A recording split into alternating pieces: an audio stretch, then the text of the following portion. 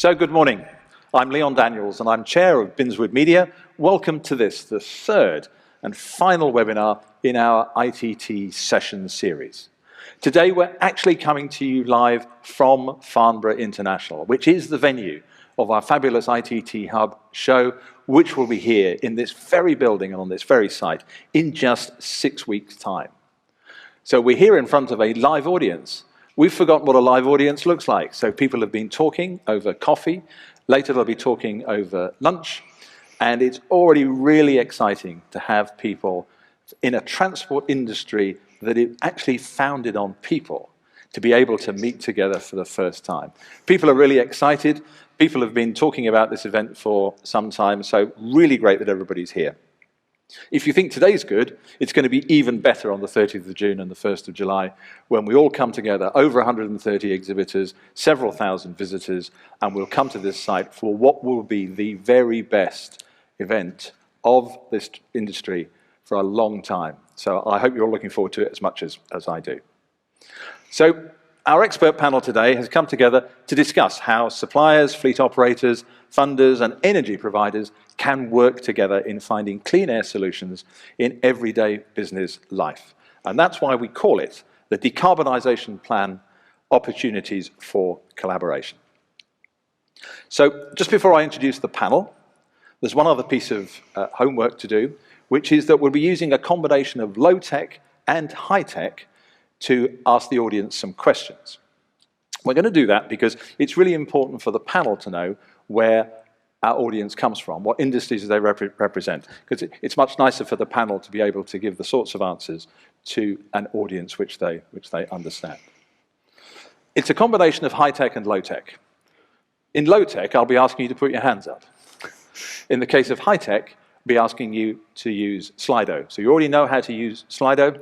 So when we get to those sessions, for both the shows of hands, the questions, and then later the Q&A, please use Slido.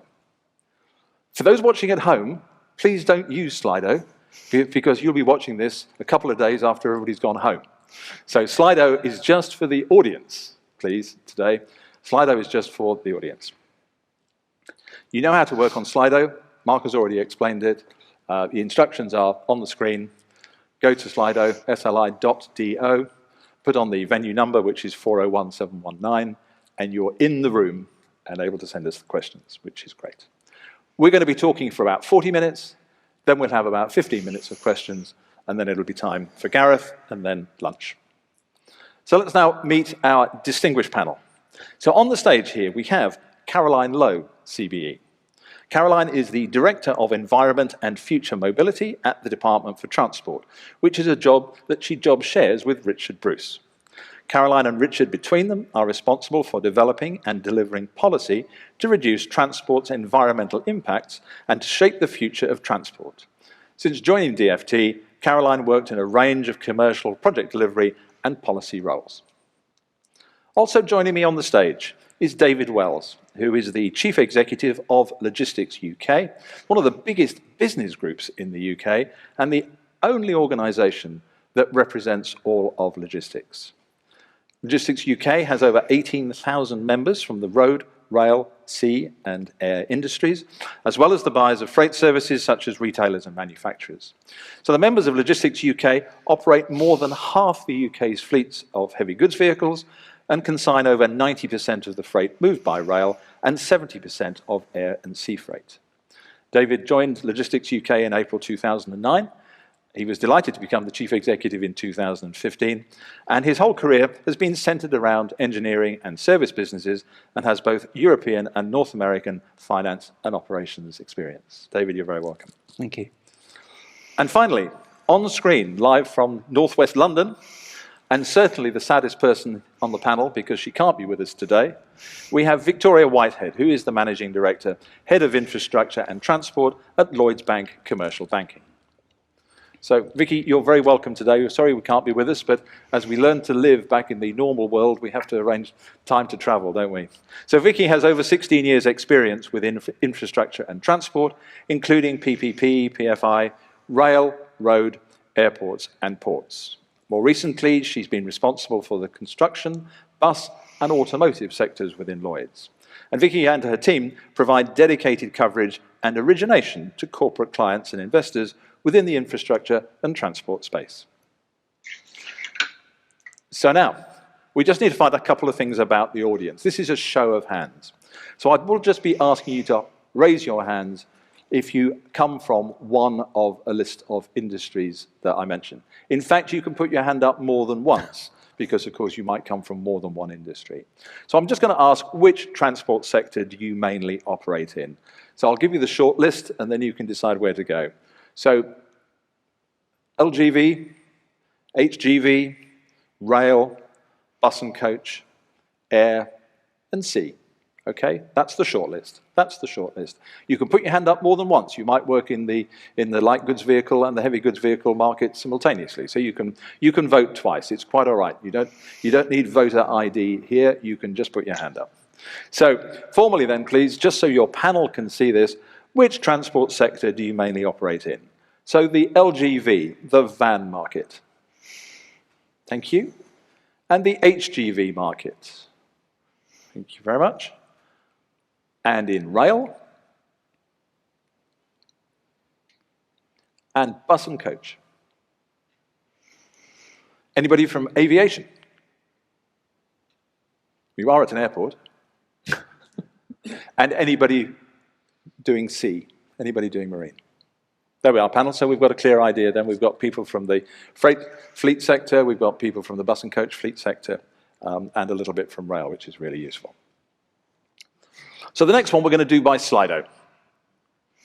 So I need you to be plugged into Slido, if you wouldn't mind doing this. And this is a question about when you would expect your first zero-emission vehicles to join your fleet. And the answers will be in one of the following categories.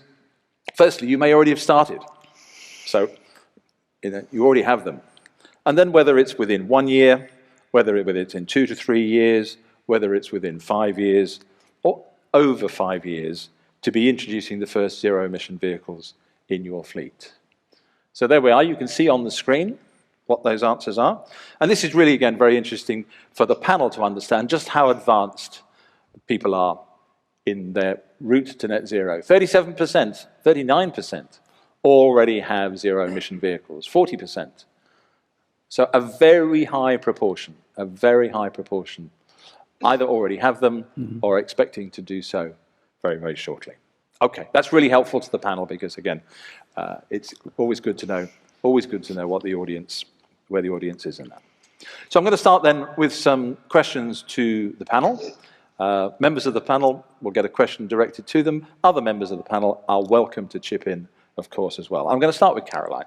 So Caroline, in your experience, what's been the main barriers that people have experienced in the fleet decarbonisation? Good question, and one that it's absolutely our job to think about. So first of all, on the vehicle side, there is still a barrier with cost. That's absolutely clear, and that's why to date we've put an awful lot of money into grants to support vehicle purchase, but that still doesn't close the gap. I think when you look at total cost of ownership, the picture is much better, and I think that gap is closing rapidly. But cost would be the first thing I would point to, and then supply of vehicles. But that as well is changing so fast. So I mean, I've only recently started reading car magazines since I took this job, but the number of new vehicles hitting the market every year is absolutely phenomenal. And then the final thing, of course, is charging infrastructure. And I'm sure that's something we'll talk a lot about today. Some of that, I think, is perception. And once people actually embrace this new technology and start to work with it, they realise there's an awful lot there. And it's not that difficult in some places to install it. But that's the next big challenge. And I think particularly from government's point of view, trying to make sure that everyone has access. So making sure that there's equity in the ability to embrace this new technology. That's good. So in fact, there are barriers, but people are being pretty innovative in terms of overcoming them, both in terms of funding, both in terms of technology and getting expertise. Absolutely. And I think what we've seen as net zero has become mainstream and clear, and government has gone about putting in place dates for phase out of different vehicles, is that business and all of the people here, their ability to find ways to make stuff happen is just phenomenal. And you look at the GridServe electric forecourt in Braintree. For me, that is just the best example of bringing together fantastic consumer experience, solar, battery storage, technology to work with the grid, to balance the grid. And so it's a huge number of different things coming together, but it makes a fantastic product. And that's all about different businesses working together to find a way through. Interesting, thank you. And Vicky, I was going to ask you, what's Lloyds doing to support the decarbonisation plan? How are you helping? Yeah, sure, thanks. Lloyds is a huge organisation. It's very much focused on taking a long-term view. We're really committed to playing our part to the sustainability agenda. And we've got an explicit strategy of helping Britain recover and doing so in a sustainable way. We've set some really ambitious targets for ourselves as a group in terms of, our desire to reduce the amount of carbon emissions we finance by 50%. And one of the ways in which we want to do that is certainly transportation. I think, transportation at the moment is one of the sectors that contributes the largest amount to carbon emissions. I think we've made incredible progress in terms of energy supply. Lloyds itself has a huge footprint in the support and provision of finance for renewables, whether that's solar, onshore wind, offshore wind. We've really seen the benefit of government subsidy to help unlock that market. I think we're now turning our attention very rapidly to transportation and how we can support that specifically. I think Caroline's called out their EV infrastructure and EV vehicles. I think, we looked at Boris's 10-point plan that was announced in November. And obviously, electric vehicles is a major way in which we can decarbonise the UK and simultaneously stimulate industry, create jobs, and the levelling up agenda. Those are all focuses of Lloyds as well. But transport is definitely an area that we're focused on, and we've seen a real heightened activity in the bus space specifically, whether that's electric vehicles or also hydrogen. And also we've seen a lot of activity in terms of, or discussions in terms of EV infrastructure charging. I suppose from my perspective, we're very much looking for infrastructure finance opportunities. I think we're waiting for kind of that scale and that ramp up and more understanding on the technology and also demand and usage on the EV side specifically. And Vicky, I was just wondering, how does it feel to you? Are your customers beating your door down in order to get finance for zero emission projects? Or are they waiting to see if the government's going to pay? A little bit of a mix of both, actually. I think when we think about passenger transport, that's a sector that's been hugely impacted by COVID-19. They're kind of, very much a collaborative approach with the government there in terms of how you continue to provide services in the absence of patronage other than key workers, etc. And I think that there is a fear from our side as a bank that wants to promote and drive sustainability that people might take their foot off the pedal in terms of kind of, driving forward a sustainability agenda and embracing zero emission buses in particular. But actually, I think, Caroline's mentioned there the subsidies that are available. I think the rhetoric has really changed, actually. Even in the last 6 months, initially, some of our clients we spoke to kind of said, we don't see, buy a few more diesel buses. Now that conversation is totally off the table. It's all about zero emission buses. There's an incredible amount of kind of workshops and task force that have been set up that our clients and we're part of as well in terms of, how can we unlock kind of, real change in terms of driving the numbers of zero emission buses, on the roads. I think that, people are knocking on our door. We're looking at asset finance opportunities. We're also looking at really the rail and the Roscoe model and how we can think about if we really want to create scale, how we can look at bringing infrastructure finance into play here and maybe working with the government on certain models, replicating the rail market. I think that, that's been a real evolution from kind of a leasing-based product to PPP to rolling stock owners owning portfolios of assets to single fleet financings. Here at Lloyds, we've been involved in that full evolution and all those projects. So we're definitely looking at, the bus sector in particular as one that we could share experiences from other sectors. And I was wondering, David, there must be some other demands for fleet operators as well. Financing is one of them. But in your experience, what are the other demands that are being made on fleet operators now? Good morning. I think one of the things that operators and members are increasingly seeing is their customers are demanding to know what they are doing about meeting their goals for 2050. They're not expecting operators to have a fully carbon neutral fleet, but what they are expecting is a plan. And members are increasingly seeing their customers demand to see that plan.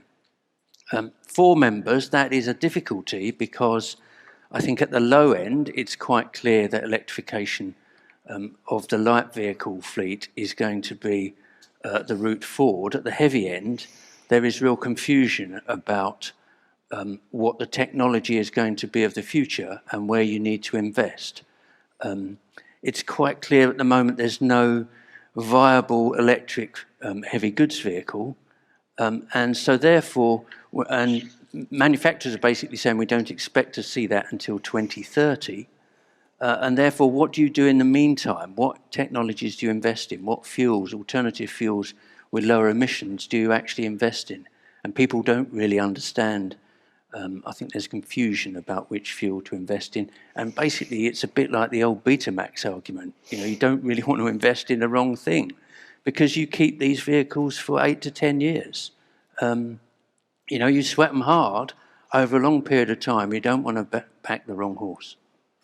So then, so what we're saying then is at the top end of the HGV market in terms of weight and range, the lack of a clear technological solution is a real impediment to people making the sorts of choices. And we're not going to waste our time today having the VHS and Betamax argument because we can argue about hydrogen and electricity and overhead power and all sorts of things. But the key point, clearly, isn't it, that until there's some clarity over the costs and range and science, then it'll be hard for the big fleet HGV operators to be making some sensible choices. So, can I just add, Leon, that the government have a programme, Caroline would know all about it, where they are doing some trials of alternative fuels, alternative means of powering HGVs. I would just encourage Caroline and the government to actually don't get bogged down in that. The industry really wants to see that. We're waiting for the outcome of that before the idea is the government is going to say at the end of this period, which should be around, within the next 5 years, they're going to say this is the technology we think is going to be the future. And as you can see, 40% of people in the room have already got, a carbon neutral fleet or carbon neutral vehicles. There is a demand for this, and so, we know our government tends to get bogged down in these things. Let's just keep the foot on the gas, if I can use the wrong terminology. And let's get that report out there. That would be one of my big asks of government. There we are. Look, that's live lobbying here of the government by Logistics UK. No, I completely agree. And the point really for me is we need to work with industry to run those trials, to make them useful. As everyone knows, we only got 1 year of spending last autumn. And we've got the trials that we had funding for underway ASAP, so that we've really built the story of what more funding we need this autumn in order to take those forward at pace. Because I absolutely agree, if we hesitate, then that's a real problem. I don't necessarily think there will be one answer, though. I think it's quite likely that in HGVs, a mix of technologies, depending on exactly what the usage is, the location in the country, because I think energy sources around the country may well favour different modes. So it's important we look at all of these technologies. So for the audience benefit, one of the technologies they're looking at is, can you charge a vehicle from some kind of infrastructure above, like a tram or some kind of infrastructure below, in the road surface? Can you do that? And therefore, the idea that we're going to electrify all of the road network with that kind of infrastructure means it's not going to happen. So the reality is there is going to be a mix, but they're also looking at hydrogen, they're looking at the viability of electricity for HGVs. So there are a number of technologies which, what we really want, as Caroline says, is some really clear guidance from government about where this is heading in the future. So Caroline, one other question on that, of course, is that there's a UK strategy, an English strategy, and the sub-regional strategy. So just to put you on the spot there a bit, how is it possible to deal with what are really conflicting priorities, some deadlines set by the metro mayors, some aspirations of the regions, and the government's desire to have at least an England-wide, if not a UK-wide strategy, none the least of which is because pollution knows no boundaries. So help us a bit, Caroline. How's the government going to crack that? Yeah, I'm not sure that I agree with you that our priorities are conflicting. And I suppose one of central government's jobs is to be absolutely clear what the high-level strategic milestones are and what funding is available for that. That's absolutely what I see my job to be. And the job of the local bodies is to really understand what is going on the ground. Because one of the things that is really important to me is this isn't just about electrifying everything that moves or making it run on hydrogen. This is actually about creating really great places to live and work where people can get around, stay healthy where possible, get their goods delivered to them using all of the new technology that we have. And a lot of that thinking needs to happen at the local level. So it's messy, I agree. But I think it's right that it does work in layers, and our role is to set those high-level phase-out dates and work out, by talking to everyone, where further support is needed. Okay, so Vicky, have you got some examples where Lloyds have been involved locally with some of these? So specific transport infrastructure projects that you're pleased and proud to be part of, that are in the process of being delivered? Look, I think we've got a long track record of kind of collaboration and delivering transport infrastructure projects. I've worked on a number with Caroline, actually, in the rail sector when she was in charge of that at DFT. I just concur and come back to kind of some of the comments that were made in the previous question, actually, in terms of, whether it's messy. I think it's incredibly complex. I think the government definitely the central government has a role of setting that holistic agenda, but also watching and learning from other local kind of regions and how they adapt and using best practice, etc. I'd also concur that it's an absolute, we don't know what the exact mix of technologies is going to be yet, but it will be a compilation of all of them. And I think, there are different areas that are more suited to certain different energy supplies, whether that's, hydrogen, whether you can create kind of hubs for hydrogen and that makes it relevant to a local area. And it'd be also driven by kind of industries in those areas, as well as kind of demographics, existing passenger transport. All these things are really complex, but it's worthwhile doing the deep dive and the investment in that time so that we can kind of be really efficient in terms of what is rolled out in each of those different jurisdictions. But it's a mammoth task, it's a complex one. But if we get it right, it will really pay dividends. In terms of Lloyds and kind of transportation projects, we, like I said, we've got kind of a long history of PPP projects. We're really proud of the collaboration we've seen in that area. I know that's not a model that is going to be used going forward, but it's certainly helped deliver a lot of large-scale infrastructure projects on time and on budget, specifically in the transport section, and rail would be one of those. Where we are proud of the activity so far, and possibly we've not done as much as we'd like to do, is certainly, go back to zero-emission buses. We've really started to see a little bit of innovation there. It is new technology. I would probably go back to kind of, fundamental principles of, risks should sit with the parties best able to manage those risks. So we've started to see asset-based financing buses and component-based leasing, where Lloyds is very comfortable taking residual value, for example, on buses and the chassis, etc., but maybe using a private sector partner who has more experience and more appetite to take risk on the battery component, that has been one way that we've been able to unlock opportunities on the electric bus in the electric bus sector. And we've got a pipeline of opportunities that are coming through in that regard.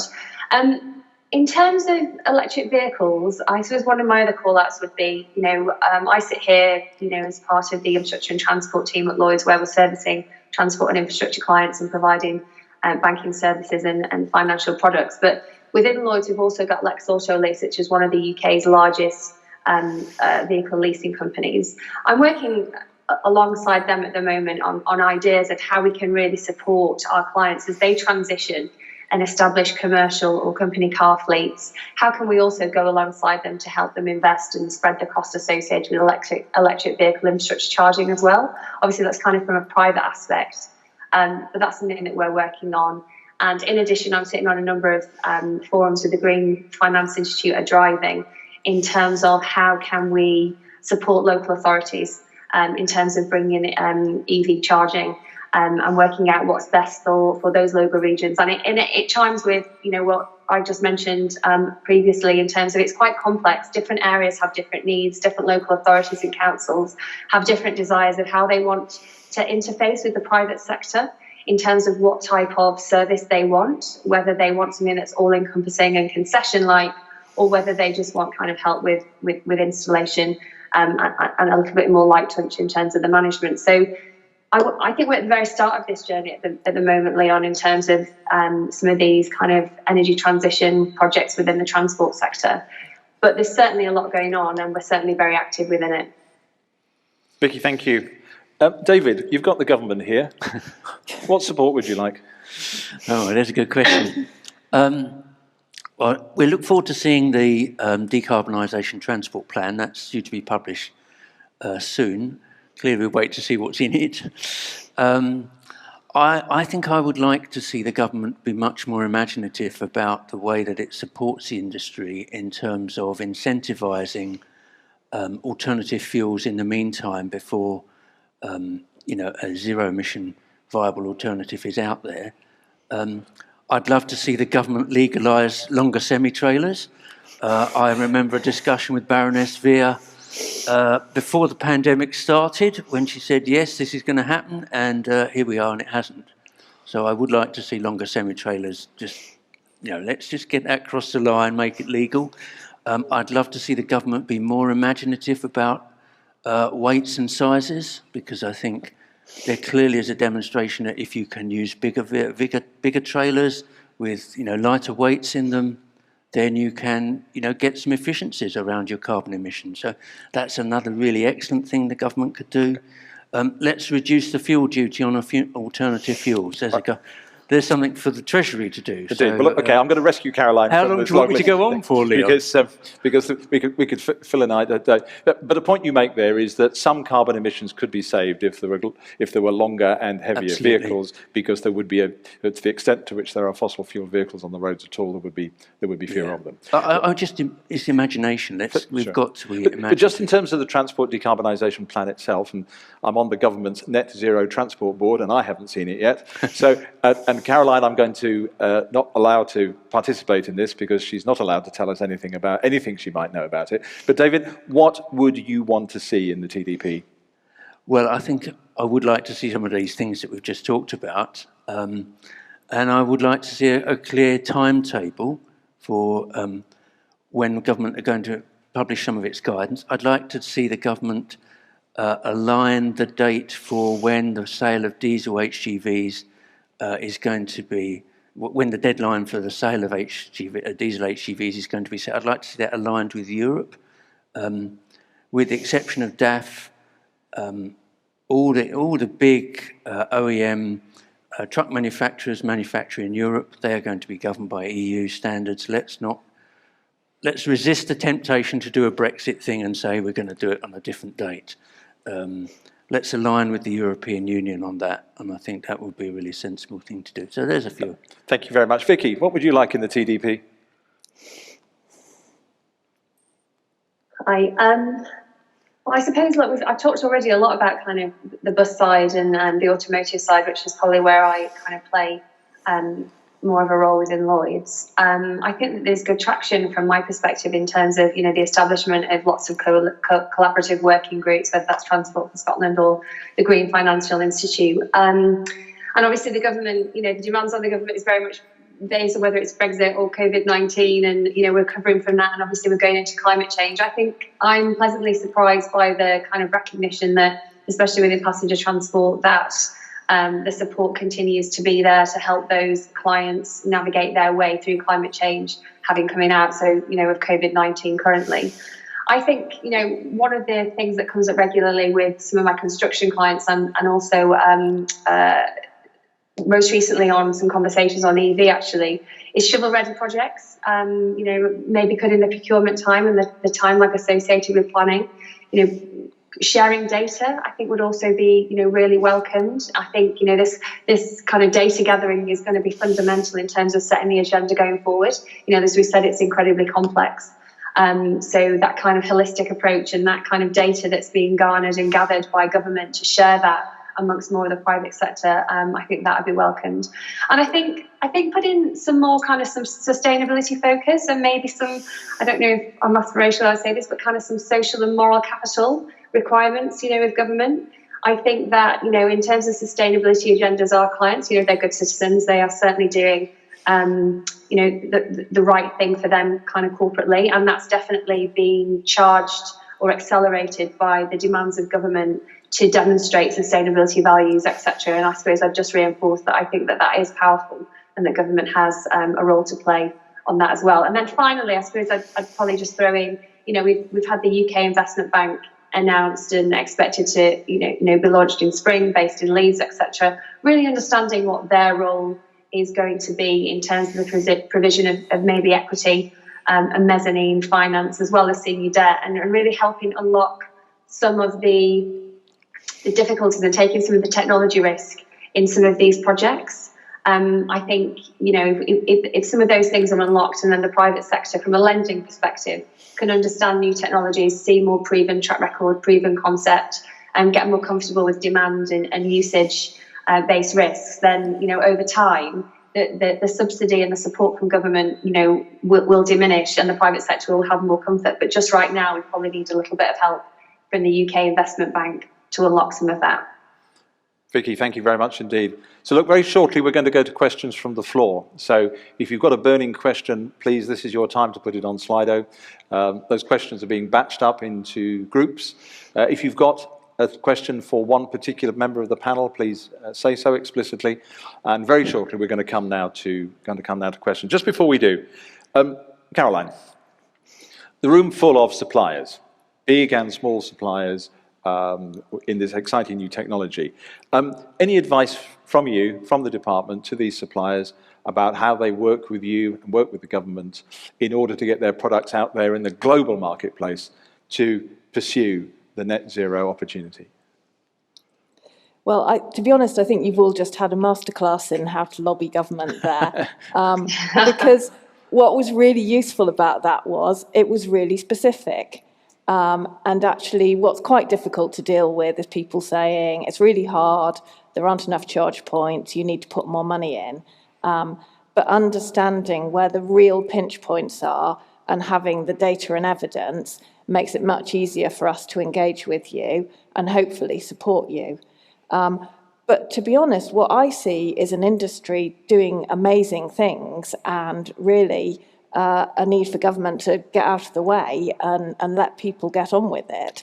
Perhaps a little bit of consumer protection, and that's one of the things that we're working on at the moment. So making sure that charge points are easy to use, that people have got good data about what's out there. We recognise that there will be areas that will need financial support, either directly or through some sort of underwriting, as Vicky's been suggesting. But talk to each other, talk to us, and be clear and specific about what you want. Brilliant, Caroline, thank you. So look, we've got some questions from the audience. So the first of these is from Alec Peachy from transportandenergy.com. His question: how important is it that the transport and energy sectors work closely together in order to drive forward transport decarbonisation plans? Caroline, we have to start with you. Well, I mean, super. And that's why the Office of Zero Emission Vehicles, which is part of my team, is a joint team between the Department for Transport and the Energy Department, because it's absolutely vital. And it's a two-way thing. It's not just about preparing the energy system to deal with the needs of transport. It's about how we can work with the energy system to balance the grid.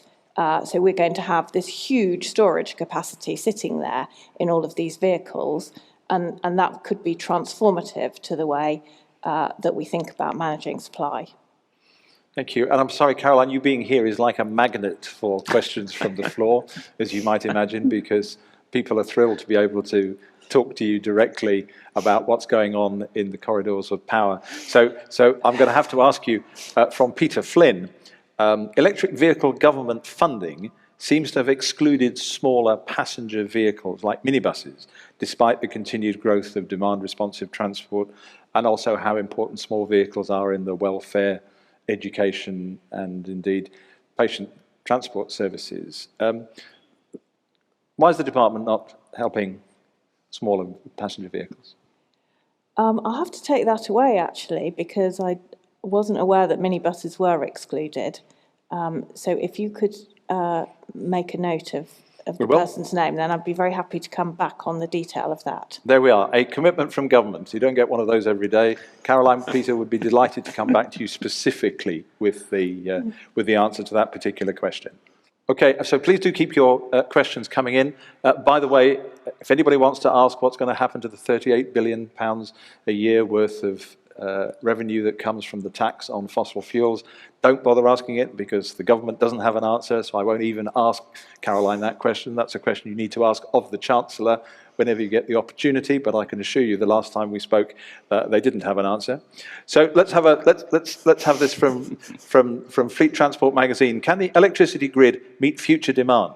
And how soon can the green electric supply chain be delivered? Any offers? Well, yes, I believe it can. There's a lot of work to do, but as you all know, these vehicles aren't turning up overnight. There is going to be a transition, and even when we get to the point that we've phased out the sale of new vehicles, there will be a lot of ICE vehicles still in the fleet. Yes, we need to start now thinking about what the right solutions are. There's a huge number of consultations already live from BEIS.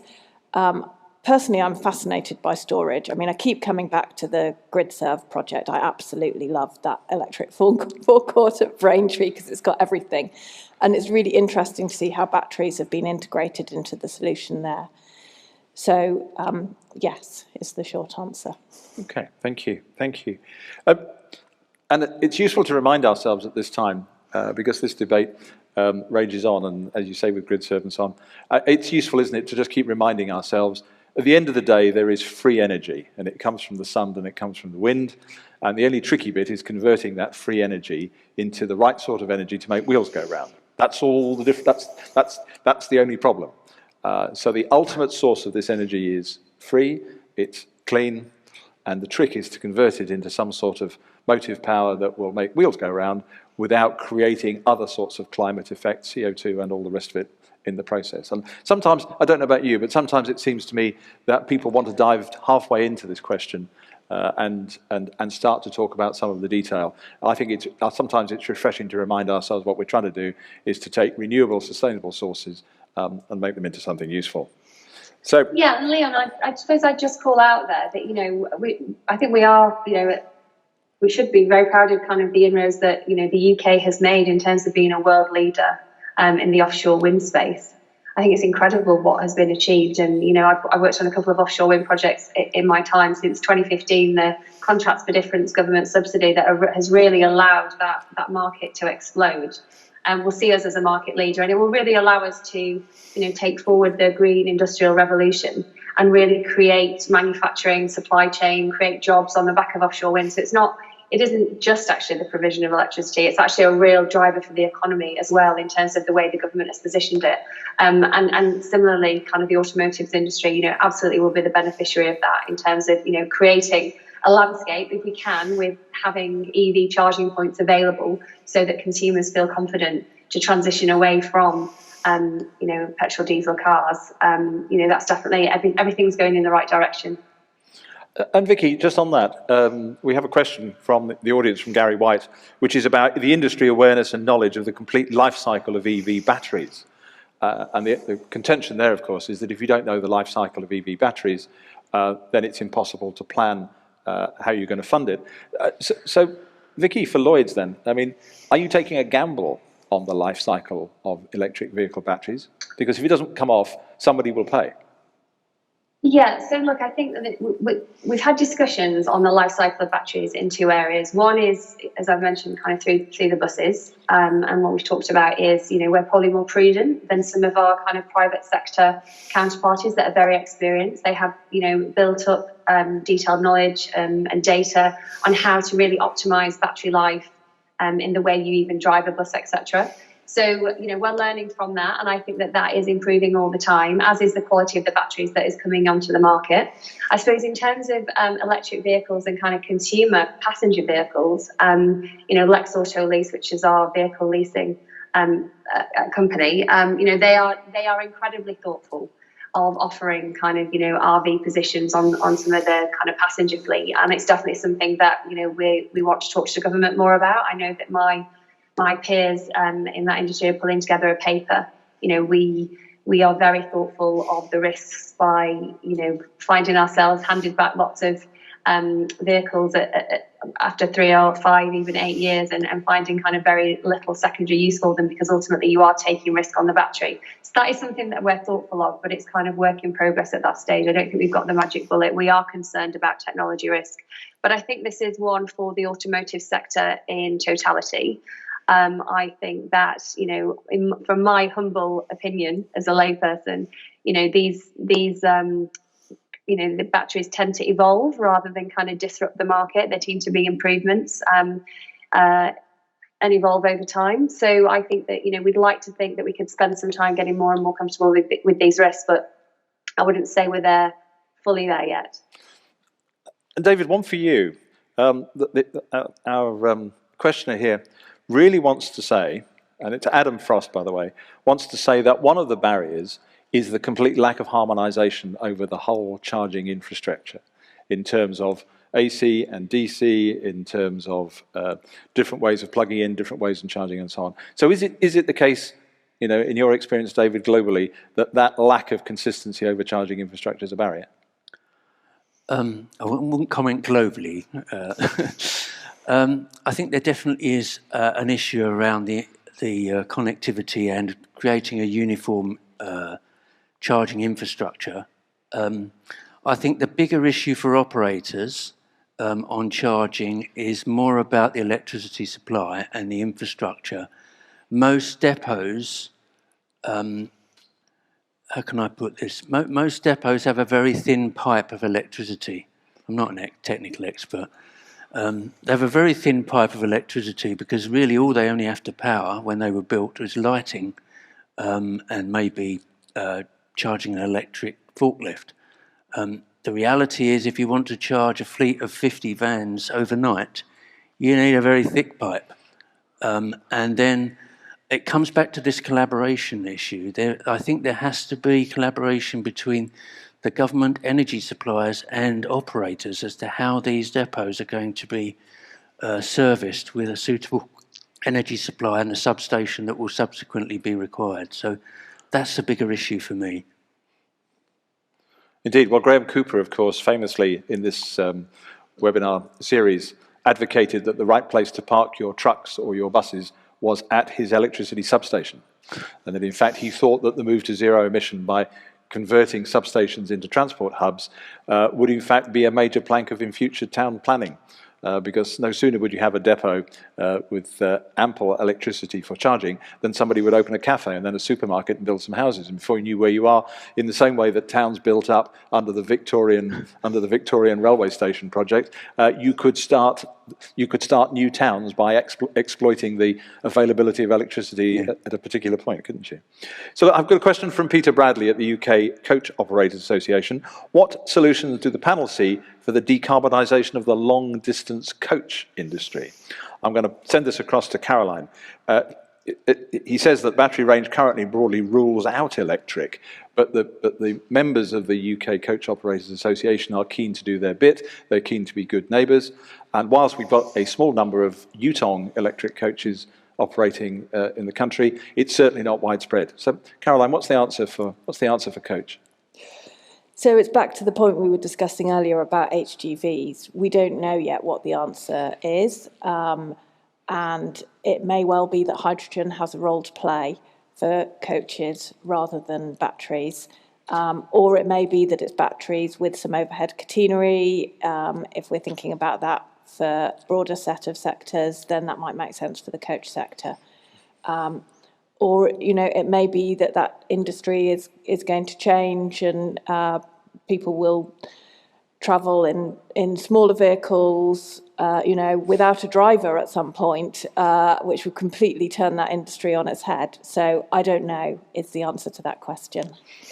There we are. Honesty as well, which is very refreshing, isn't it? So in this fast-moving technology, all of the answers are just not yet available. Things are moving incredibly quickly, and we have to some extent, be patient as the science and other thing develops, which I think is fine.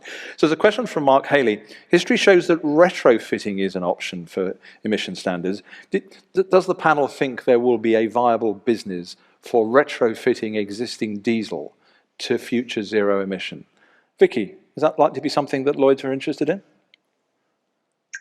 I think that's a difficult one probably for me to answer. I'm not sure we've been approached for any retrofit kind of projects or to provide finance for, but I am aware that some of our rail clients or rolling stock owners are looking at that as a potential option. I mean, the trains that we financed at Lloyds are kind of bi-modes in mostly, so that's kind of electric trains with the capability of diesel where the overhead electric cables aren't available.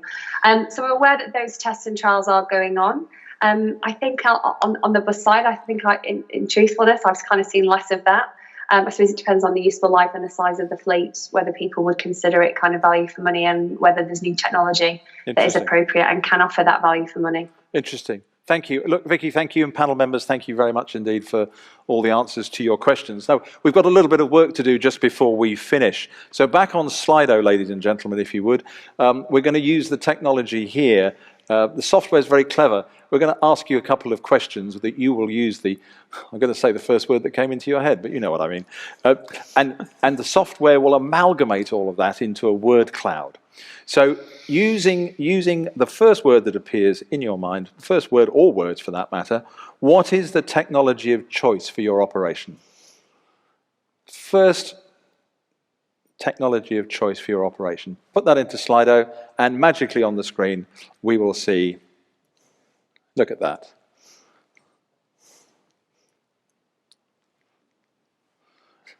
I don't think any surprises that electric has got the biggest tag there at all, although biomethane is making a bit of a run at the outside. Interesting, very interesting. And secondly, same sort of question, so we'll clear that away. A new question, same thing, first word or words that come into your mind. What does net zero mean to you? What does net zero mean to you?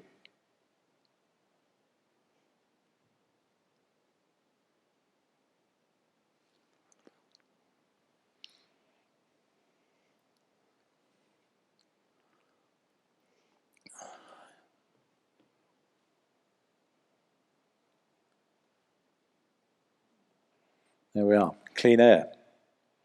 Clean air, the silent killer. Pollution in the atmosphere that respects no boundaries, that is breathed by all living creatures. What we're aiming with net zero is clean air. Very good, very interesting, very enlightening. And I would say for those people working in the industry, I think they should feel very proud of that, because that's, I think, what's trying to be achieved. Really interesting. So, ladies and gentlemen, we've finished the question and answers. We've picked up a bit more information. I don't know about you, I thought that was a hugely informative session indeed. Really interesting to hear from our panelists, and very interesting also to hear your questions. Thank you, all of you, including the audience, for such a great contribution, which has been really very good. I'm going to say a special thank you to our panelists, Vicky, Caroline and David. Thank you very much indeed for that. And also to Smart Media and Aztec, who are our production companies, to the Farnborough and to the Binswood Media teams, and to our partners, and of course to you, the audience. You can still see all 3 of these webinars across on the website. And in fact, not only are you encouraged to watch them, but actually, why don't you share them? In fact, we'd rather like you to share them. We would rather like you to share them inside your companies, share them on social media, and share them generally out there in the big wide world, because this is a fascinating subject. The more debate there is, the more discussions there are, the more progress we can make, and we all have so much to learn. One of the reasons for ITT Hub, of course, is because we all need to learn if we're going to make progress in this brave new world. The conversation, of course, can carry on. We can carry on today over lunch. We can carry on across social media. We can carry on as we are talking amongst ourselves. But the real place for it to carry on will, of course, be here on the 30th of June and the 1st of July for ITT Hub, where we will have over 130 exhibitors, where we will have thousands of people, and we will all be learning everything that we can learn about the road to net zero, which is fascinating.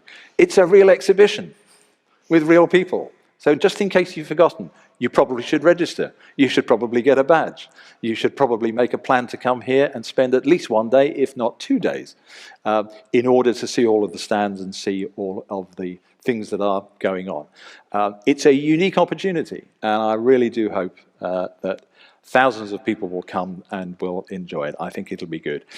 If you've registered, you'll continue to get updates, you'll continue to get your digital show guide, and we could just really do with knowing that you're coming and making it such a fabulous success.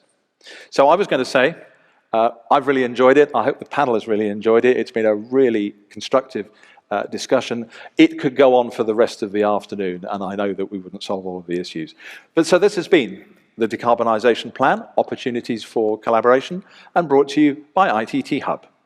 I look forward to seeing you back here in Farnborough on the 30th of June and the 1st of July for the absolute best show of 2021. Thank you very much indeed for watching, and thank you very much indeed for participating.